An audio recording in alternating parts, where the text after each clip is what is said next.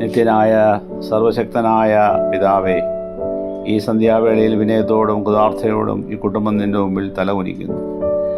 നിൻ്റെ സംരക്ഷണതയിൽ ഒരു പകൽ ഞങ്ങൾ അനുഭവിച്ച നന്മകൾക്കായി കരുതലായി ഞങ്ങൾ നിന്നോട് കടപ്പെട്ടിരിക്കുന്നു. പക്ഷേ ഞങ്ങൾ ചെയ്യരുതാത്ത പല കാര്യങ്ങളും ഇന്ന് ഞങ്ങൾ ചെയ്തു പോയതായി ശങ്കിക്കുന്നു.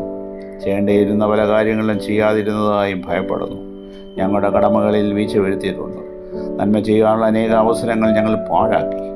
ഞങ്ങളുടെ കർത്തവ്യത്തിൻ്റെ ഒരംശം പോലും ഞങ്ങൾക്ക് നിർവഹിക്കാനായില്ല ഇന്നത്തെ ദിവസം. യേശു ക്രിസ്തുവിനെ പ്രതി ഞങ്ങളോട് ക്ഷമിച്ച് ഞങ്ങളുടെ തെറ്റുകൾ പുറത്ത് സത്യത്തിലും പ്രവൃത്തിയിലും പേരിലും ഞങ്ങൾ ക്രിസ്തുവിൻ്റെ ശിഷ്യന്മാരായി തീരത്തക്കവണ്ണം ഞങ്ങളെ രൂപാന്തരപ്പെടുത്തണമേ.